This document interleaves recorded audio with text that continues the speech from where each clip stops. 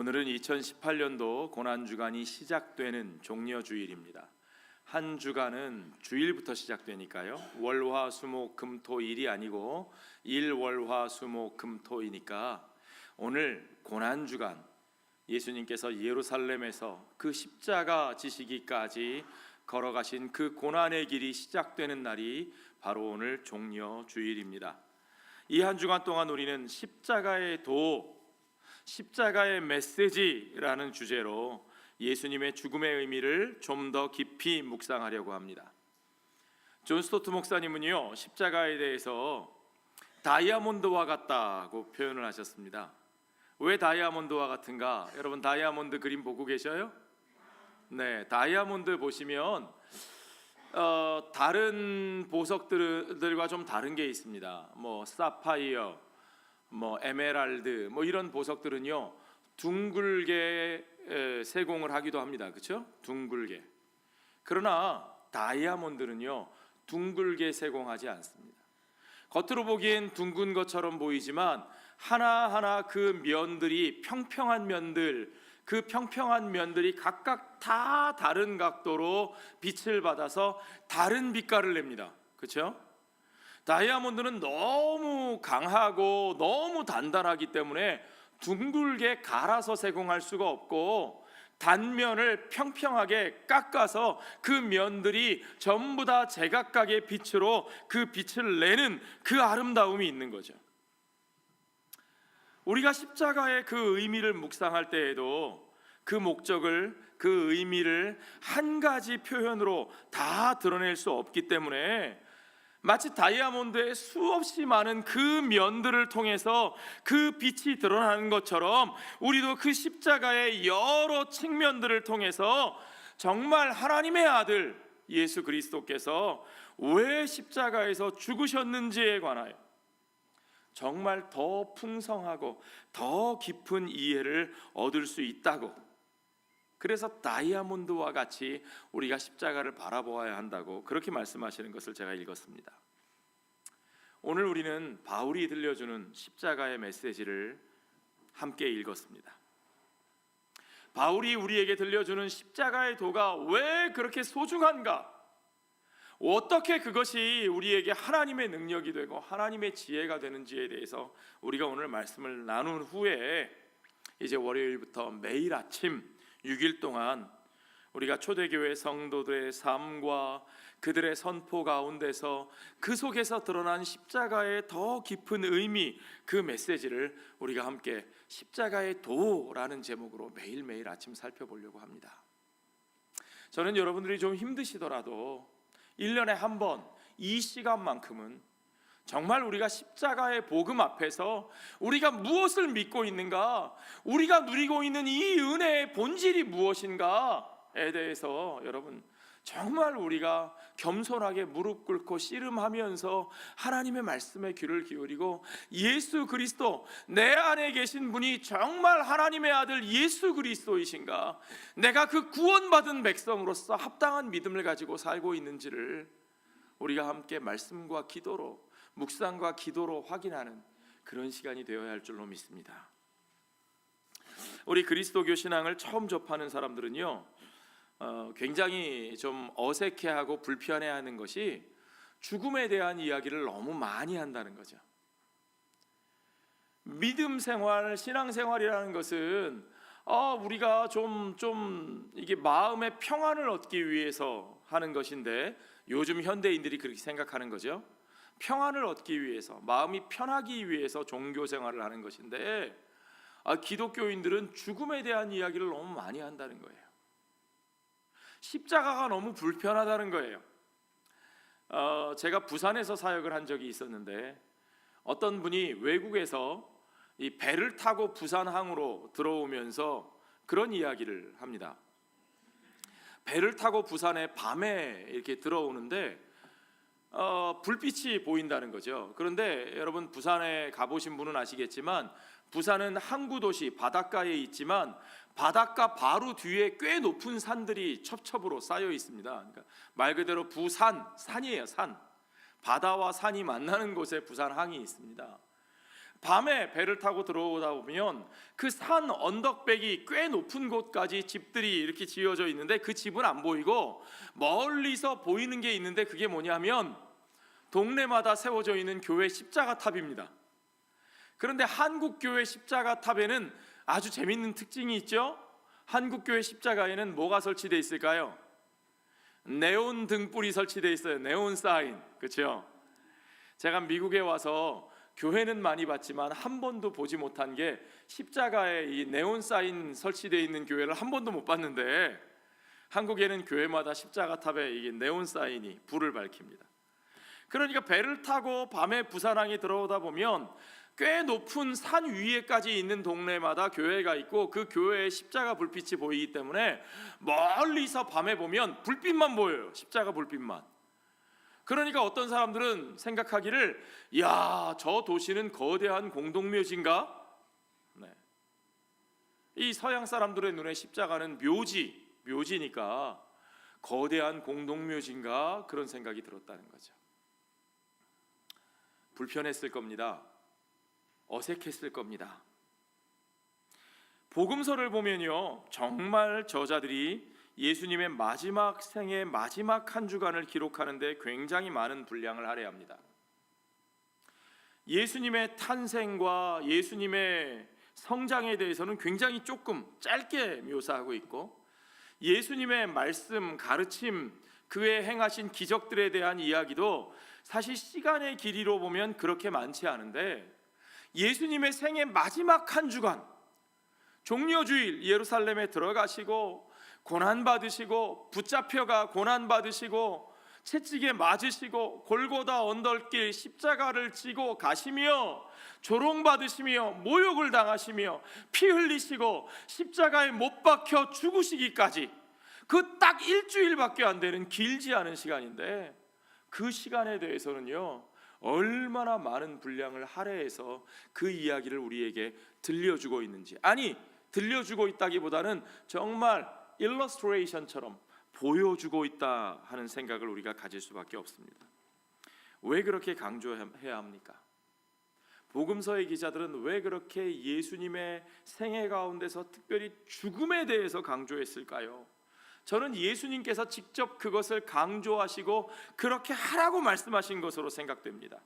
여러분, 예수님께서 특히 마가복음이나 누가복음에 보면 예루살렘을 향하여 제자들과 함께 가시는 길에 이제 그가 때가 되었다라고 판단하실 때에 제자들에게 말씀하신 것이 있는데 그게 뭐냐면 마가복음 8장 31절에 나오는 것과 같은 말씀입니다.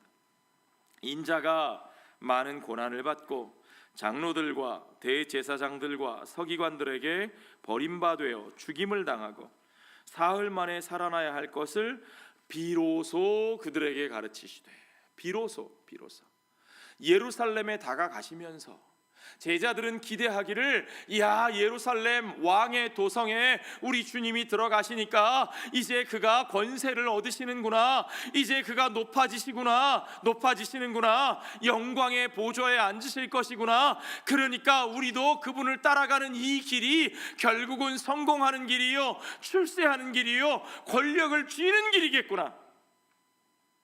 그들이 그와 같이 기대하고 있는 바로 그 길 가운데서 주님은 그 목표가 가까워졌을 시점쯤에 그들에게 말씀하시기를 아니야 나는 거기 가서 고난을 받을 것이고 나는 거기 가서 버려진 바 될 것이고 그리고 나는 거기서 죽을 거야. 예수님은 그 죽음이 있은 후에야 그의 부활이 있을 것이라고 분명하게 말씀하셨습니다. 죽음이 없이는 그의 부활이 없다고 분명하게 말씀하셨습니다. 그 일이 반드시 이루어져야 할 일이라고, 결코 스킵할 수 없는 길이고 결코 돌아갈 수 없는 길이라고 분명하게 강조하셨습니다. 구약의 모든 이야기들이 바로 그 시점을 향하여 기록되어 있다고 말씀하셨습니다. 그 때에 대해서 강조하시면서 예수님이 말씀하신 그때, 하나님이 약속하신 그때가 바로 예수 그리스도의 죽으심, 그 십자가에서 죽으시는 때에 초점이 맞춰져 있다고 분명하게 말씀하셨습니다. 바로 그때를 위해서 주님이 이 세상에 오셨다고. 거기까지 그 길에 대한 온전한 순종과 그 길의 이루어짐이 없이는 그들이 기대하고 있는 어떤 나라도, 어떤 파워도, 어떤 영광도 그들 가운데 이루어질 수 없다는 사실을 주님은 분명하게 말씀하셨습니다. 복음서에 보면요, 앞부분에서는 주님이 내 때가 아직 이르지 아니하였다 그런 표현을 말씀하셨어요. 심지어는 육신의 어머니에게까지도 내 때가 이르지 아니하였습니다. 그런데 이제 그분이 점점 갈수록 이제 때가 이르렀다, 이제 때가 다 되었다 라고 말씀하십니다. 그 때가 언제냐? 인자가 고난을 받고 십자가에 못 박혀 죽어야 할 때, 그때의 포커스가 맞춰져 있고 그때가 하나님의 큰 일의 클라이막스가 이루어지는 때라는 거예요. 그때에 초점을 맞춰야 됩니다. 그 십자가의 복음에 초점이 있습니다. 그 십자가의 복음의 중심이 있습니다. 그 십자가야말로 하나님이 이루시는 큰 일의 가장 중심이 되는 원리입니다. 십자가를 바라보지 못하면, 십자가를 받아들이지 못하면, 십자가와 하나 되지 못하면 우리에게 구원도 없고 생명도 없고 하나님의 나라도 없는 겁니다, 여러분. 그 십자가가 예수 그리스도 안에서 그가 이루신 그 십자가의 일이 우리 안에 그와 하나 돼요. 우리가 그 십자가 앞에서 그와 하나 돼요. 온전히 십자가의 역사가 우리 안에 일어날 때 복음의 참 생명과 하나님 나라의 역사가 우리 안에 이루어지는 것을 여러분 믿으시기 바랍니다. 더 놀라운 사실은요, 예수님이 그의 죽음 이후에 대해서 제자들이 자신을 어떻게 기억하기를 바라시는지, 제자들이 예수님을 어떻게 기억하고 어떻게 기념해야 되는지 예수님이 그 방식을 직접 알려주셨어요.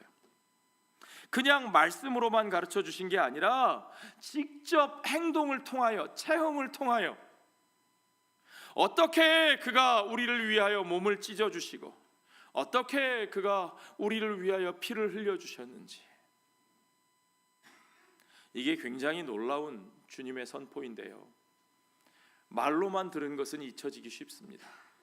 주님은 그것을 우리가 말로만 듣게 하지 않으시고 그것을 우리가 눈으로 보고 귀로 듣고 코로 냄새를 맡을 뿐만 아니라 직접 주님이 떼어주신 것을 우리의 입에 넣어 먹고 마심으로, 주님의 살을 먹고 주님의 피를 마심으로, 그 떡과 그 잔을 먹고 마심으로 우리가 절대로 잊지 말아야 할 것, 우리를 위하여 주님이 죽으신 그 사실을, 우리를 위한 주님의 죽음을 분명히 기억하고 주님 다시 오실 그날까지 그것을 기념해야 한다고 주님께서 친히 말씀하실 뿐만 아니라 가르치실 뿐만 아니라 그것을 행하여 우리에게 체험시키시고 그것을 우리가 영원히 지켜야 할 거룩한 예식으로 우리에게 정하여 주셨다는 겁니다. 우리는 그 식탁 앞에 서 있습니다.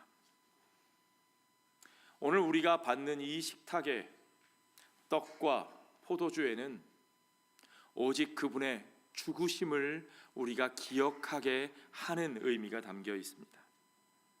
그 죽으심이 불편해서는 안 됩니다.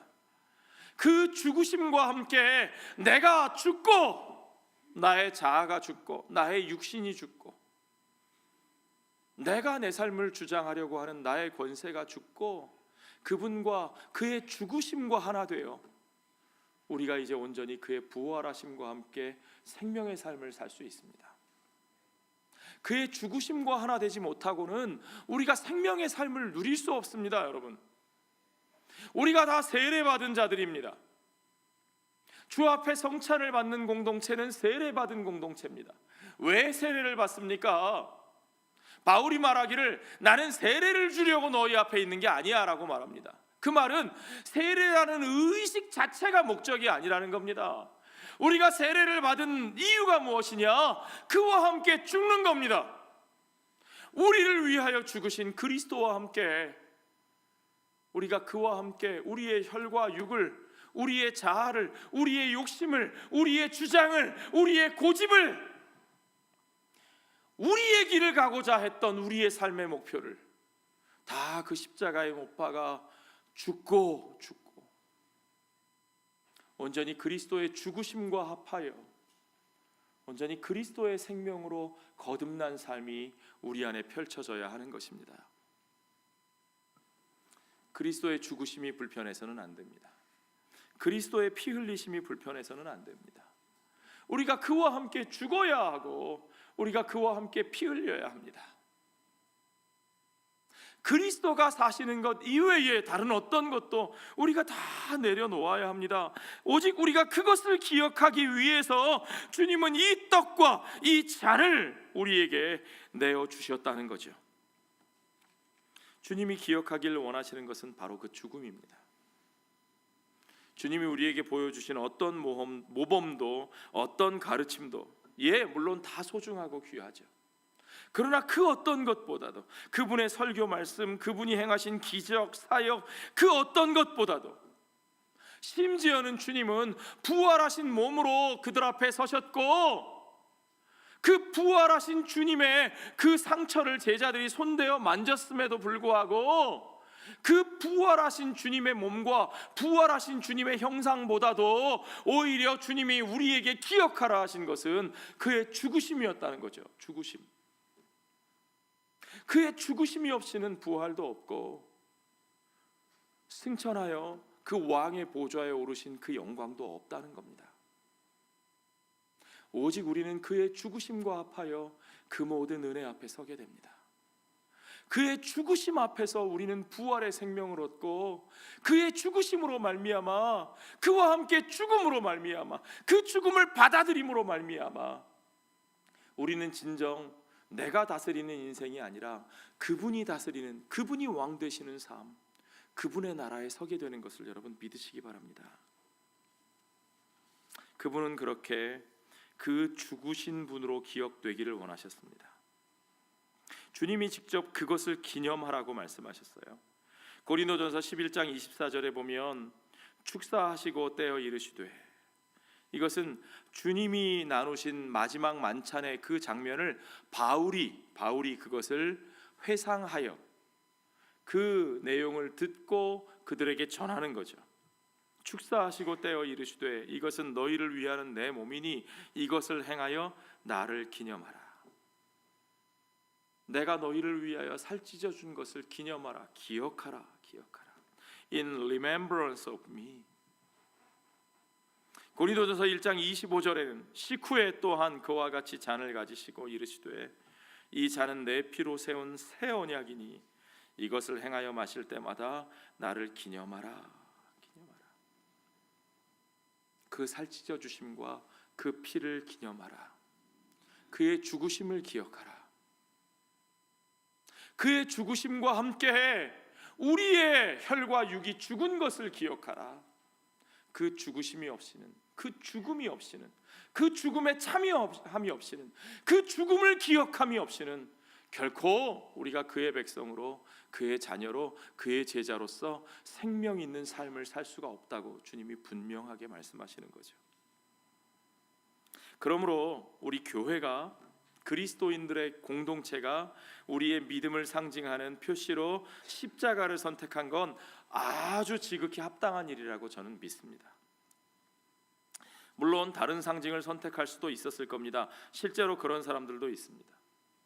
어떤 교파에 가면 예수님의 이 임마누엘 네이티비티, 예수님의 탄생하신 그 장면을 기념해서 여기저기 이제 성탄 시즌이 되면 이 마국간에 구유가 있고 아기가 그 안에 누워 있고 그 주변에 마리아와 요셉과 또 천사들이 있는 그 네이티비티의 그 장면을, 예수님 탄생하시는 그 장면을 이렇게 만들어 놓고, 형상으로 만들어 놓고 저기 교회 마당 입구에도 해놓고 이 교회 안에도 해놓고 뭐 집집마다 집에도 그걸 해놓고 뭐 그런 것도 봅니다. 물론 그것도 예수님에 대한 한 모습일 수 있겠죠. 또 어떤 교파에 가보니까요, 예수님 공생의 시작하실 때에 그가 우리와 하나 되기 위하여 죄인과 하나 되어 세례 받으실 때에 그 위에 성령이 비둘기와 같이 임하셨다. 그래서 우리와 하나 되시는 주님, 성령으로 그 가운데 임하신 하나님을 그들이 기억해야 한다고. 그래서 성령, 비둘기같이 임하신 성령의 모습을, 비둘기의 형상을 자기들 교회의 상징으로 삼고, 어디가 보니까 그 이단 교파 같던데 이 뾰족한 탑 위에 이 비둘기 모습을 이렇게 올려놓은 그런 교회 보신 적 있으십니까? 예, 그런 교회도 있었어요. 뭐 그럴 수 있죠. 그러나 그 모든 것들이 중요한 모습이기는 하지만 그 모든 것들이 다 무엇을 향하고 있는가? 그것은 오직 십자가의 그 은혜를 우리 가운데 이루시기 위한 것입니다. 그러므로 우리는 십자가를 섬기는 것은 아니고 십자가를 믿는 것은 아니지만 우리 믿음의 가장 합당한 상징으로 십자가를 확인하는 것은 정말 저는 합당한 일이라고 그렇게 생각을 합니다. 그 십자가를 우리가 잊어서는 안 됩니다. 그 죽음을 잊어서는 안 됩니다. 그리고 내가 날마다 그 죽음에 참여하는 자라는 사실을 우리는 잊어서는 안 됩니다. 우리 믿음의 상징으로 십자가를 내세웠을 때 아마 당시의 사람들은 굉장히 기이하게 여기고 놀라고 불편했을 겁니다. 오늘날도 불편해하는 분들이 많은데요. 오늘날 기독교가 이렇게 거대한 세계 종교로 성장해서 세계 곳곳마다 교회가 있고 이 그리스도인들의 파워가 나름 대단한 이 시대에도 사람들이 십자가와 그 죽음의 이야기를 불편해하는데요. 처음 초대 그리스도인들이 그 십자가를 증거할 때는 얼마나 불편해했겠습니까? 그들이 살던 시대 그레코 로만 컬처, 로마 문화에 있어서는요, 십자가는 정말 지독한 죄인들, 흉악한 죄인 중에 죄인들만 당하는 그런 수치와 저주의 상징이었습니다. 로마에 저항하는 유대인들에게는 달랐을까요? 아니요, 유대인들에게도 마찬가지입니다. 율법에 의하면 십자가에 나무에 달려 죽은 사람은 하나님께 저주를 받아 죽은 자입니다. 그러니까 유대인들은 웬간한 사람들 사형에 처해도 나무에 달아 죽이지 않았습니다. 돌로 쳐서 죽이든지. 나무에 달아 죽었다라고 하는 것은 하나님께로부터도 버림을 받은 저주받은 자의 상징입니다. 그런데 교회는, 그리스도인들은 그 저주받은 죽음의 상징, 그 상징을 우리 믿음의 표현으로 그것을 앞세웠습니다. 이것이 얼마나 놀라운 도전입니까, 여러분?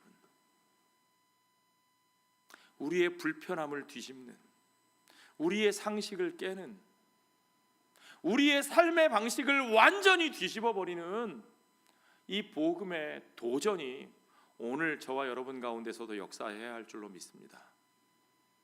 우리가 그 도전 앞에 직면하지 않으면요, 우리가 아무리 교회를 오래 다녀도 우리의 신앙은 그냥 종교 생활이죠.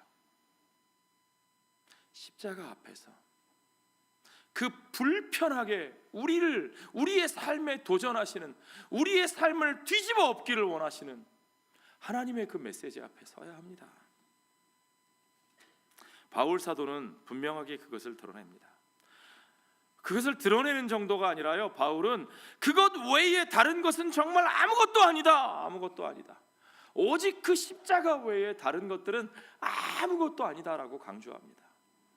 고린도전서 2장 2절에 보니까 내가 너희 중에서 예수 그리스도와 그가 십자가에 못 박히신 것 외에는 아무것도 알지 아니하기로 작정하였습니다. 그것을 전한 것 외에 다른 것은 아무리 그럴듯하고 대단해 보여도 그건 아무것도 아니라는 거예요. 자기가 얼마나 지식이 많은 사람인지, 자기가 얼마나 좋은 가문에서 태어나고 좋은 교육을 받고 자랐는지, 그가 얼마나 유대인들 가운데서 공로를 많이 세웠는지, 그가 얼마나 훌륭한 말로 사람들을 가르칠 수 있는지, 그가 얼마나 큰 영향력으로 로마의 관원들을 대하고 유대의 높은 사람들을 만날 수 있는지, 그런 것들은 아무것도 아닙니다. 오직 한 가지, 십자가에 달리신 예수 그리스도, 하나님의 아들, 그가 우리 가운데 오셔서 저 높은 자리에 앉아 우리에게 호통치시고 우리를 짓밟으시는 그 권세와 영광을 누리신 것이 아니라, 그 지혜로 우리의 길을 죽이신 것이 아니라, 오직 그 십자가의 길을 가셔서, 묵묵히 그 길을 가셔서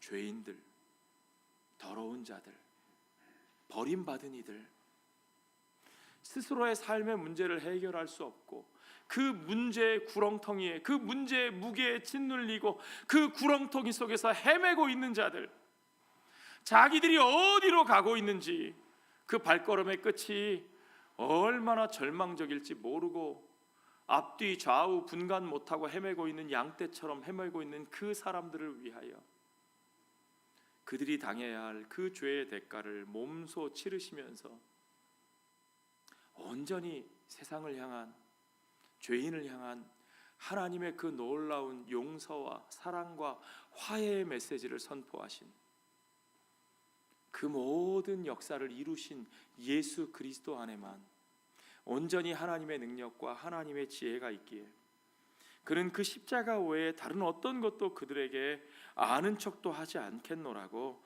분명하게 고백하고 있는 거죠. 십자가 외에는 우리에게 어떤 능력도 없습니다. 왜냐하면 우리에게 오직 십자가만이 하나님의 능력이기 때문입니다. 십자가의 도가 멸망하는 자들에게는 미련한 것이요 구원을 받는 우리에게는 하나님의 능력이라. 십자가 외에는 우리에게 어떤 지혜도 없습니다. 왜냐하면 믿는 우리에게는, 구원을 받은 우리에게는 오직 십자가만이 하나님의 지혜이기 때문입니다. 그러므로 여러분, 유대인은 표적을 구하고 헬라인은 지혜를 찾으나 우리는 십자가에 못 박인 그리스도를 전하니, 유대인에게는 거리끼는 것이요 이방인에게는 미련한 것이로되 오직 부르심을 받은 자들에게는 유대인이나 헬라인이나 그리스도는 하나님의 능력이요 하나님의 지혜라고 고백하였습니다. 오늘 이 고백이 저와 여러분의 고백이 되기를 원합니다. 우리가 어떤 능력을 구하고 있습니까? 우리에게 어떤 능력이 있다고 생각합니까?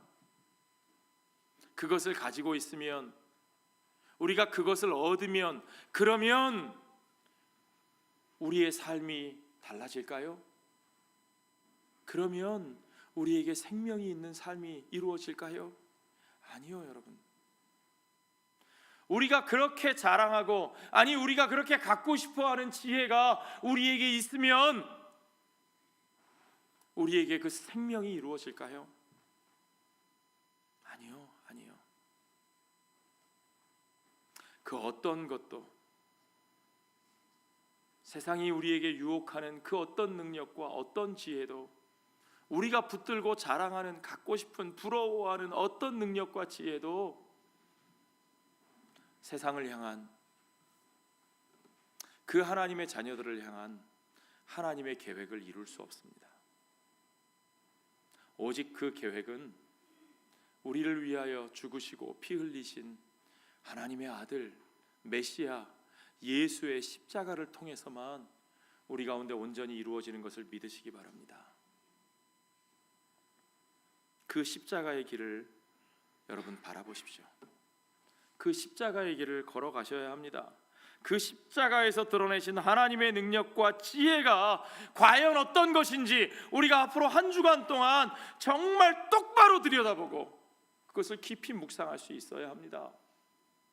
그 앞에서 정말 내가 능력이라고 생각했던 것, 내가 지혜라고 생각했던 것들을 내려놓고 그렇게 살아오던 우리의 삶을 십자가에 못 박고 그의 죽음이 나의 죽음이 될 때에 그분과 우리가 하나 될 수 있고 그분의 그 참된 생명과 그 놀라운 하나님 나라의 부활의 영광이 저와 여러분의 것이 될 줄로 믿습니다. 오직 그 십자가 앞에 바로 서서 십자가의 참된 메시지를 듣고 받고 십자가의 길이 아닌 모든 것을 다 떨어내고 다 내려놓고 오직 그 참된 생명의 길로 십자가의 길을 통하여 그 부활의 영광으로 나아가는 저와 여러분 되시기를, 그런 저와 여러분의 한 주간이 되시기를 주의 이름으로 축원합니다. 기도하겠습니다. 아버지 하나님, 오직 주님이 달려 죽으신 그 십자가만 바라보는 우리들 되게 하여 주시옵소서. 십자가가 아닌 다른 것들, 우리에게 있는 수많은 허영심과 헛된 능력과 헛된 지혜를 다 내려놓는 우리의 삶이 되게 하여 주시옵소서. 오직 주의 보혈의 공로를 힘입어 교만한 마음을 내버리고 오직 주님의 죽으심을 기억할 뿐만 아니라 그 죽으심에 참여하여 그 죽으심과 하나 되어 온전히 주님과 하나 되어 부활의 새로운 생명으로 나아가는 은혜의 삶이 우리들 가운데 이루어지게 하여 주시옵소서. 모든 것을 주께 감사드리며 예수님 거룩하신 이름 받들어 기도하옵나이다.